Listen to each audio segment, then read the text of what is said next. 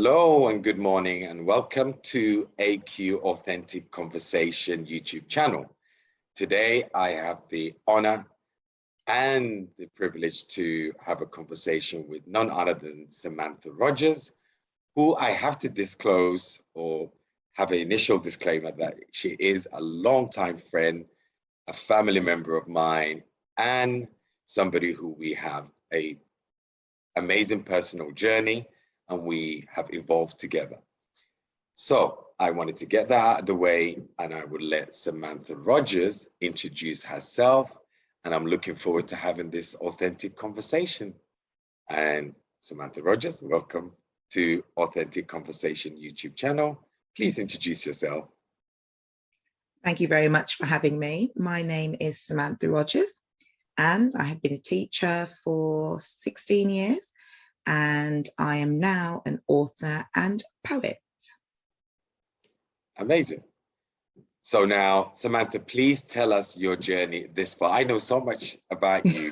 So I'm trying to not direct the interview, but the whole idea of this conversation is that the whole idea of this session is really that we have an authentic conversation. So if I do jump in, you know how to hold me back, but I can't because I know so much. But having said that, I want to be able I want you to be able to explain your journey this far, and so that others who might be on your journey now or others who might be looking into going into what you do can be inspired or just think of how they do things or how they approach things differently.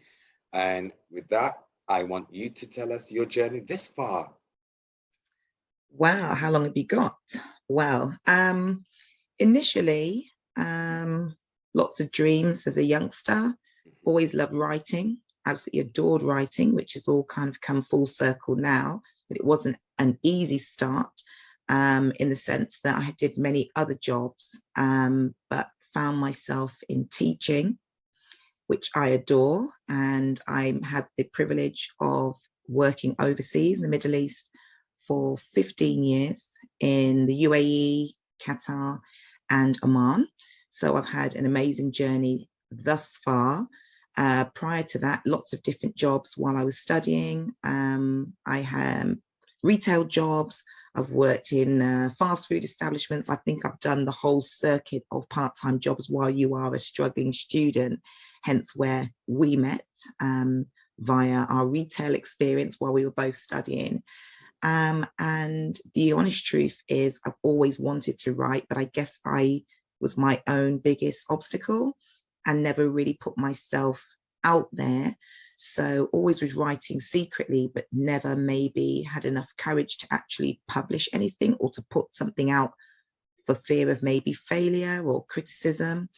But it has been a very a roller coaster of a journey to get to the stage where I am now, but lots of different opportunities along the way and lots of memories and experiences. So that's how I've got to this stage now in a very shortened kind of way. Yeah. You know, part of me wanted to jump in because I know a lot of the content, but I think that's part of my excitement. No, that was part of my excitement and nervousness at the same time, because you're the first person I have on this channel and have this conversation with, somebody that I know in person. Everybody else, I've known them, but not this deep. So it's quite challenging for me to refrain myself from having an input and realizing what you've always said to me, it's not about you.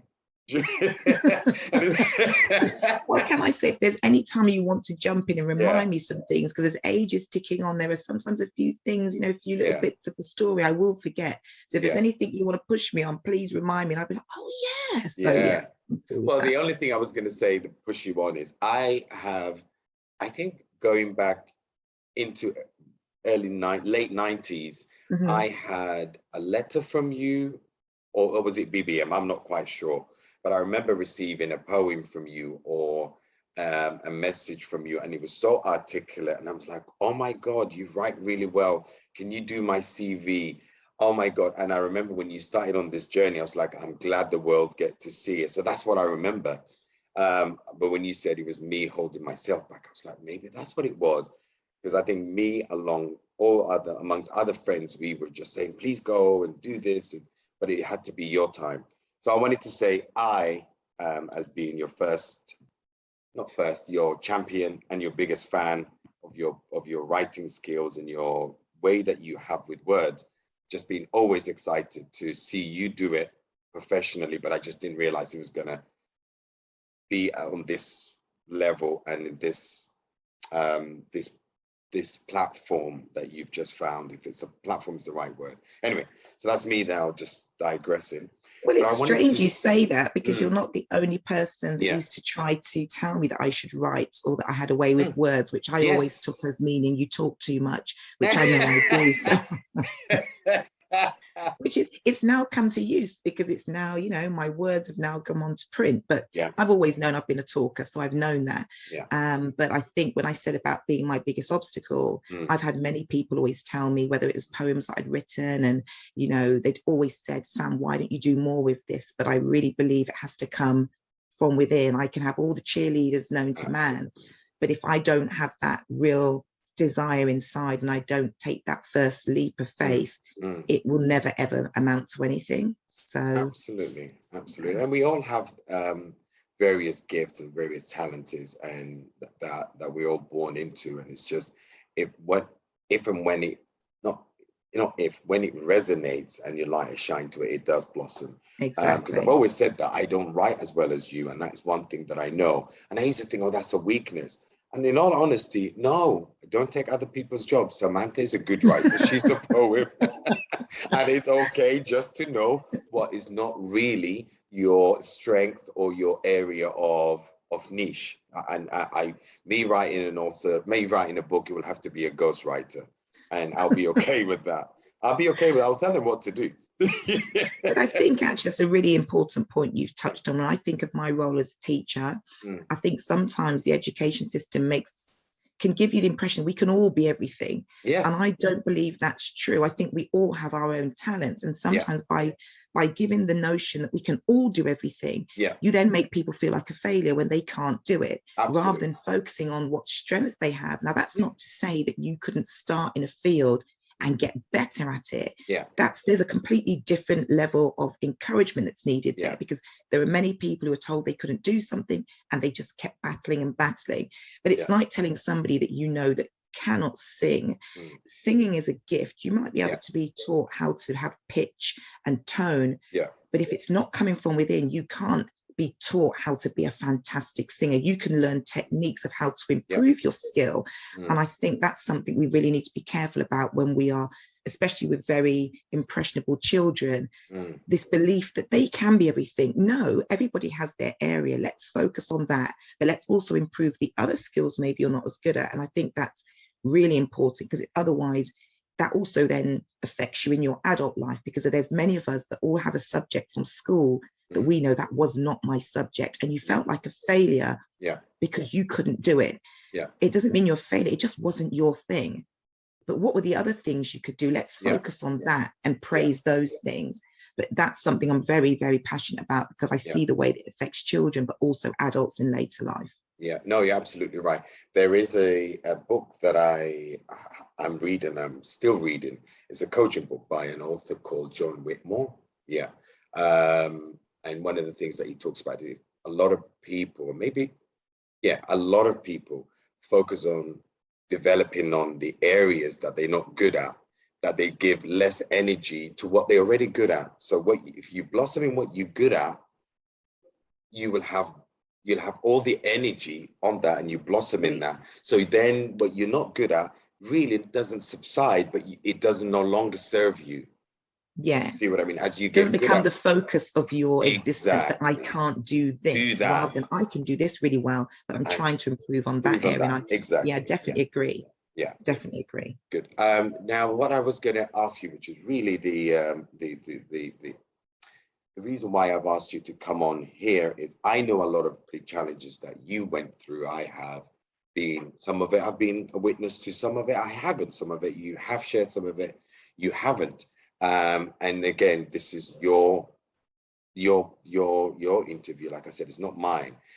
So I just wanted to know what were some of the challenges and the setbacks, or the highlights that you knew that this is what you wanted to do. I mean, what were the challenges and the setbacks? Of course, I'm trying to paraphrase or rephrase my wording, but I meant you are where you are now. We know you've got this far because of some challenges and some learning that you've had and some setbacks. If you can just share some of those with us, and what were the learnings from those? I have many, but I'm going to try to focus on a few that were Yeah. quite pivotal to me. Mm-hmm. Firstly, being a single mother, a young Yeah. single mother at that, had my son at the age of 19, and I was very judged for that from all walks of society, even within, own close-knit family, Yeah. etc. Especially at that time, it was seen as very kind of, single mothers are the sort of like I don't know, the source of every ill known to man in society. And yet there are many single women who raise very successful children and work very hard at it.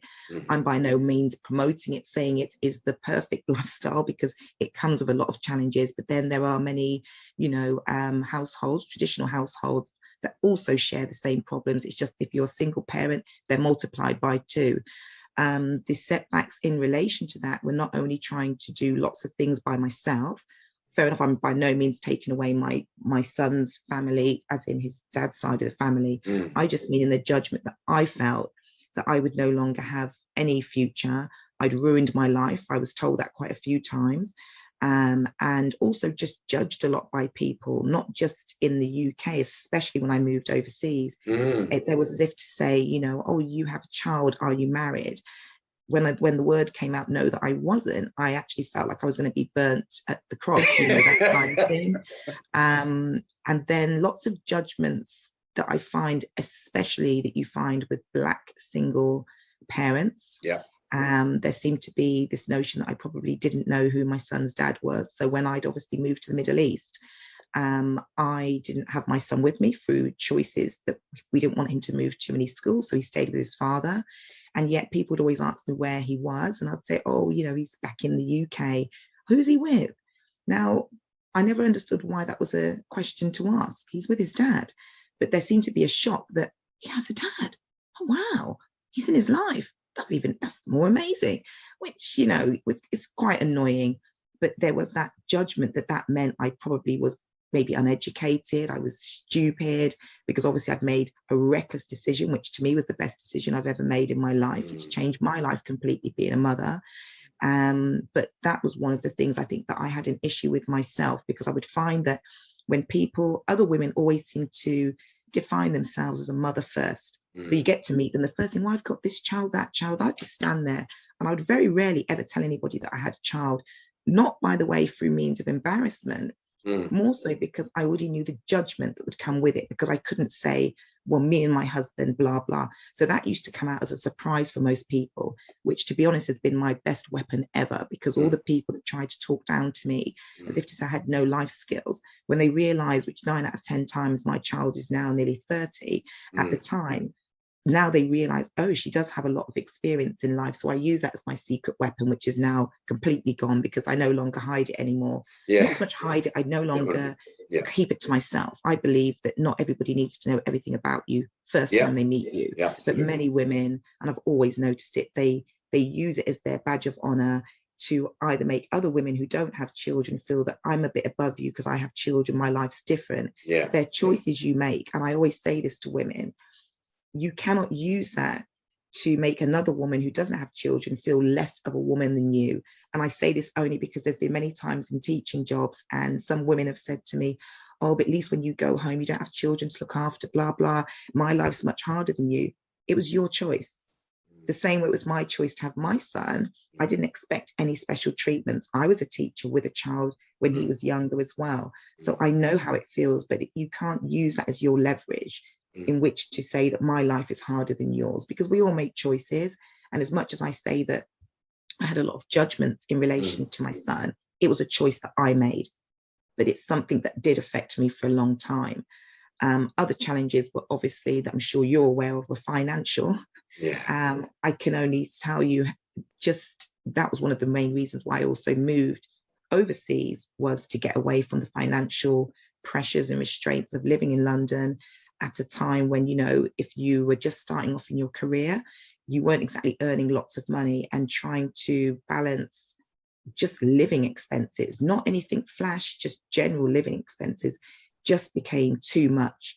So much so that, you know, we all know the pressures of financial problems. There are so many people who commit suicide who nobody knew were struggling because their life was perfect on the outside. You just didn't know how much debt they were probably going through, etc. And it's something that people laugh about, and we live in a world where everybody's showing off on social media about what they have and what they don't have, etc., making lots of other people feel very, very insecure about their own life.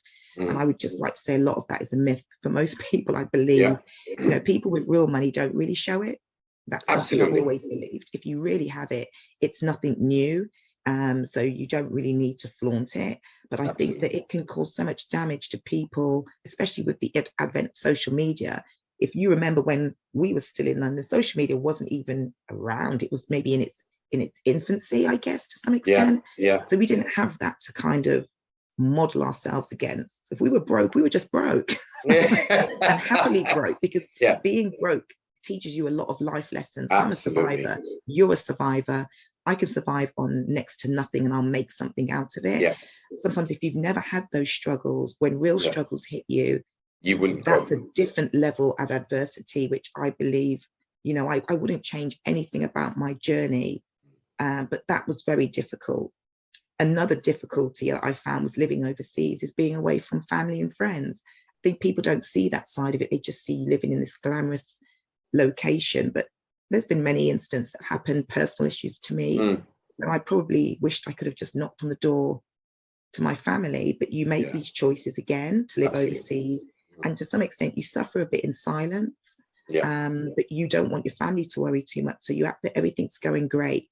But there have been times, which I'm sure that anyone who's an expat knows, that you just have your secret moments where you're just not that happy, but it is the life that you've chosen for yourself. And so you deal with it. So there's a lot of different levels of challenge. If you want me to be specific in challenge to my books, that could take another 4 or 5 episodes. There has not been any easy ride to get these books out. But again, I've learned so much through those challenges. That is making me better all the time. I can evaluate, reflect, what can I do better next time? What didn't I do as well this time? So if there was going to be a general message about challenges, they're there to make you better. It doesn't feel like it at the time. At the time, you want to get the challenge, you want to break it, throw it out, give up. But everything that's ever happened to me, and there's been many things I haven't mentioned because of time. I look back now and I know they were part of a plan. Nothing was meant to come to me easy in life. Some people are given things and some people it just works for them. I've always known that was never going to be my journey. In my heart, I always knew if it's that easy, then everybody would have it. Absolutely. And I'm okay with that. Don't get me wrong, at times maybe a bit bitter because I think absolutely you just got it. But then even saying that, even those that you think have got it easy, you don't know. They just could be exceptionally good at putting on a mask. And I've worn a mask a lot of my time. I had to hold my tongue, not say what I really feel. So yeah, that's been a challenge, but it's been a worthwhile one. No, thank you for sharing that. Those 3 key challenges, being a single mother, financial constraints, and living abroad. I can share the latter with you. Well, I can share the last 2, except being a parent. But I remember one thing that you've always said, and that was your one of the quotes that stayed with me, one of the many quotes that stayed with me. Every setback is just there to set you back up. If that's the right way, is that the right wording? I think I used to always say to you sometimes, what was the one I used to always say to you? Sometimes you've got to take a few steps backwards to go forwards. And I've always lived by that. And you're not necessarily physically taking a step backward. Things just might not be going as forward as you want. But you have to sometimes go back in order to go forwards. And that's, I think that's also about looking over what you've done, what can you do next. But I've always believed that I don't see it as a setback. I see it as a way to improve and to go forward. I mean, and the other point was that just to add on to what you were saying, yes, we grew up a time where you can Google something. We grew up a time where instant gratification was something that you had to work for, even if it was to claim a voucher. Whereas now this instant gratification comes through all sorts. It comes through your social media, which we're not going to go through now, but this instant gratification is just being magnified through the blessing of internet, but also the curse of being in a digital world, so that human to human element is less and less. And finally, COVID has been a great equalizer for so many people. All it's bad, it also brought actually a lot of people's life into light, and vulnerability became quite common theme in most people who wouldn't necessarily be vulnerable. So yeah, I just wanted to echo what you were saying from my perspective as well.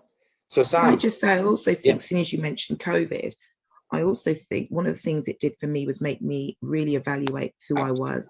Because like you said, everything became so fragile. People were losing their lives left, right, and center. Our whole way of living has changed. It made you realize, well, what is my journey really here for? And what do I want to do? Is it all about just having money, living a great life, or what's my purpose?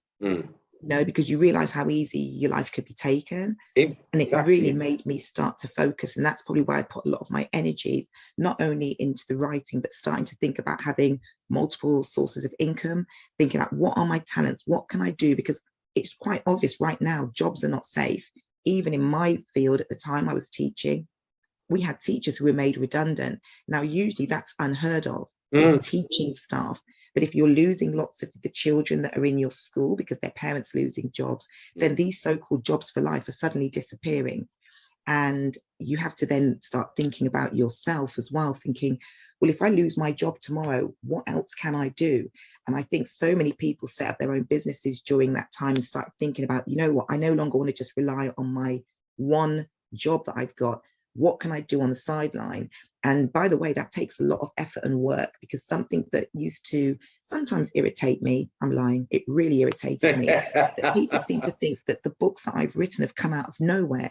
They haven't been there in the middle of the night when I'm still up typing, or when I wake up at 5 a.m. with an idea, or in between classes when I was teaching.